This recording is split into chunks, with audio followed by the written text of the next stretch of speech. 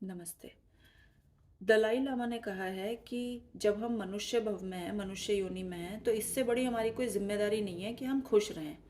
और उसके बाद भी हम अनेकों बार ऐसा होता है कि हम खुश नहीं रहते। तो दोस्तों, ये बात जाननी ज़रूरी है कि हम घर में नहीं रहते, हम अपने दिमाग में रहते हैं। तो जब हम अपने दिमाग में रहते हैं तो जो भी ये खुशी की स्टेट है या गम की स्टेट है, ये भी सब हमारे दिमाग का खेल है। तो ऐसी कई सारी चीज़ें हैं जिनको करके कि गारंटीड हम खुश रह सकते हैं। मैं आपसे ये शेयर करना चाहती हूँ कि 2015-16 में मेरे जीवन का बहुत ही कठिन दौर था और मैं काफ़ी परेशान रहती थी। अब वो परेशानी क्या थी, ये कभी हम और बात करेंगे। लेकिन उससे डील करने के लिए मेरे भाई ने मेरे से कहा कि मैं कोर्सेरा के कोर्सेज ज्वाइन करूँ, जो मैंने किए। तो वहाँ पे मुझे एक हैप्पीनेस का कोर्स मिला और इसके अलावा मैंने बहुत सारी टेडएक्स पे टॉक्स देखी हैप्पीनेस से रिलेटेड। तो उन सब का सारांश मैंने अपनी डायरी में लिख लिया। अब वो जो सारांश है वो मैं आपके साथ शेयर करना चाहती हूँ और ये 100% काम करता है।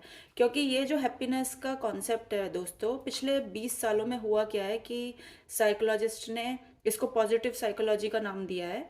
मतलब अब सिर्फ साइकोलॉजी ये नहीं रह गई कि आप सिर्फ डिसऑर्डर्स से डील कर रहे हैं। वो पॉजिटिव साइकोलॉजी में आप इन वाले इमोशंस से डील कर रहे हैं जिनमें कि डे टू डे हम लोग जिनसे जूझते रहते हैं। तो अब कुछ चीज़ें ऐसी हैं जिन्हें करने से कि हर एक ह्यूमन को पॉजिटिव जो हार्मोन होते हैं वो रिलीज होते हैं लाइफ, और उसको वो ब्लड को टेस्ट करके नाप सकते हैं कि ओके, ये जो चीज़ें हैं ये सभी ह्यूमंस को हैप्पी बना रही हैं।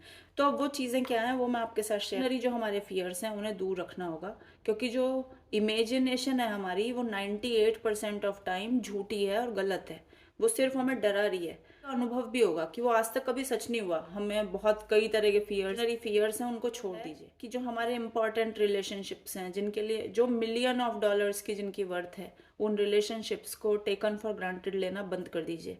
अपने जो लविंग बींग्स हैं उनके साथ एक एक मोमेंट को पूरी तरह चाहिए हमें, क्योंकि जो भी हमें जिसके भी साथ समय मिला है वो समय सीमित है।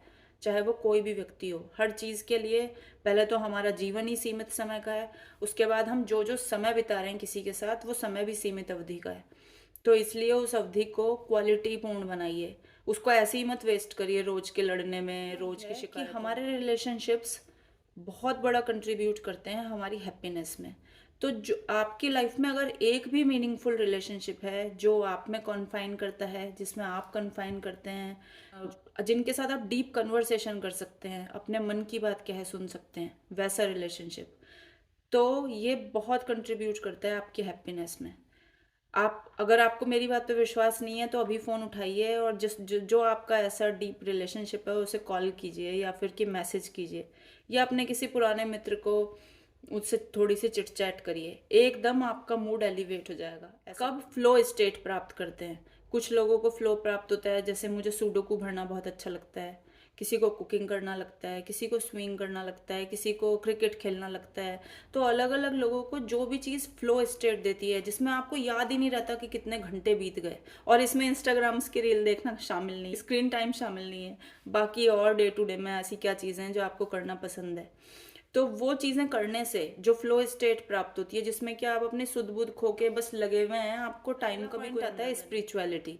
अगर आप ईश्वर में मानते हैं, किसी भी सुप्रीम पावर में मानते हैं, और आप ये भी मानते हैं कि वो जो सुप्रीम पावर है वो सिर्फ दंड विधान नहीं कर रही है आपके लिए, बल्कि वो दयालु है, ममतापूर्ण है और आपकी सहायता करना चाहती है। अगर आप उनको ऐसे मानते हैं, ईश्वर को इस रूप में पूज रहे हैं, तो ये भी हैप्पीनेस में कंट्रीब्यूट करता है। अगर आपकी एक्टिव सोशल लाइफ नहीं है तो भी एक लोनलीनेस बनी रहती है लाइफ में। इसलिए बहुत अच्छे मित्र होना, जिनके साथ आप समय बिताएं, उसे करने में थोड़ा प्रयास लगे, आप ज़्यादा थक जाएं, लेकिन ऐसे कुछ मित्रों के या बड़ी खुशियों के पीछे भागना बंद करके छोटी छोटी खुशियों में खुशी ढूंढिए। जैसे कि अपने परिवार के साथ आपने जो स्मॉल सेलिब्रेशंस किए, कुछ भी एक छोटा सा अचीवमेंट हो गया, कोई भी बच्चे ने कोई बहुत स्वीट बात कही, तो उसी में खुश रहने की कोशिश करनी चाहिए। लिखिए कि ऐसी क्या 3 चीज़ें हैं जो आपको आज के दिन जिन्होंने बहुत खुश बनाया।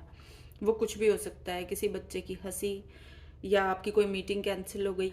उसे जब आप सालों बाद भी पढ़ेंगे तो आपको पढ़ के उतनी खुशी होगी जितनी उस टाइम। हैप्पीनेस जर्नल रखना चाहिए ऐसा भी, जिसमें कि आप लिखते जाएं कि क्या क्या चीज़ें हैं जो आपको हैप्पी बनाती हैं, और फिर उन चीज़ों को करिए भी। सिर्फ लिखना ही नहीं है, उनको करना भी है। ये है कि हैप्पीनेस जो है वो सिर्फ प्लेजर या पॉजिटिविटी नहीं है। यानी कि प्लेजर वो है जो आपको इंस्टाग्राम की रील देख के भी मिल जाएगा, या शायद कि आपको कोई अच्छा नाच गाना देख के मिल जाए, लेकिन वो मोमेंट्री होता है। लेकिन असली हैप्पीनेस आती है ग्रेटिट्यूड से, पीसफुलनेस से, ट्रैंक्विलिटी से, मीनिंगफुलनेस से, फुलफिलमेंट से।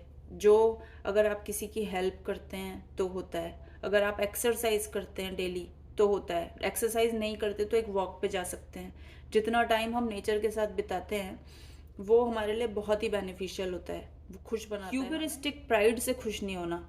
अगर हम किसी से कंपैरिजन करके ये सोच रहे हैं कि मैं तो इससे बहुत बेटर हूँ, मेरा तो सब कुछ अच्छा है, मैं तो सेटल्ड हूँ, अगर आप ऐसे वाला प्राइड लेके खुश हो रहे हैं तो ये भी गारंटीड है कि आप बहुत जल्दी अनहैप्पी भी होने वाले हैं, क्योंकि आप किसी ना किसी से ज़्यादा हैं तो बहुतों से बहुत कम भी हैं।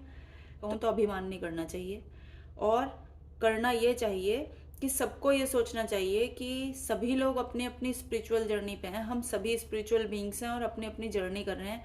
सबकी परिस्थितियां एक जैसी नहीं है तो हम उन्हें कंपेयर कैसे कर सकते हैं। इसलिए और सब लोगों के लिए भी दयावान रहना चाहिए और अपने खुद के लिए भी दयावान रहना चाहिए।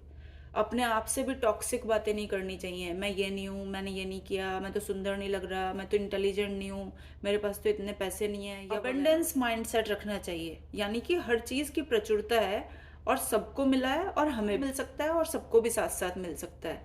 तब भी उन चीज़ों की कमी मैं आपको बताना चाहूँगी कि कई बार जब समुद्र में जहाज डूबने लगता है, कहीं छेद हो गया और वो डूबने लगा, तो जो शिप का कैप्टन है वो उस कंपार्टमेंट को बंद कर देता है जिससे कि बाकी सारा शिप डूब ना जाए पानी में।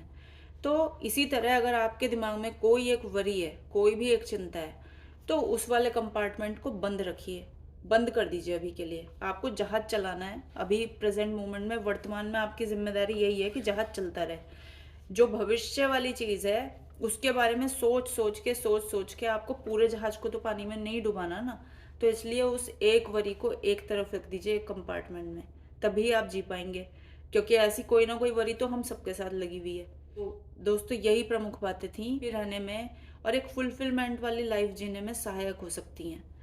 अगर आपको ये वीडियो यूज़फुल लगी है तो प्लीज़ लाइक, शेयर और सब्सक्राइब कीजिए, और मैं आपसे मिलती हूँ अगली वीडियो में।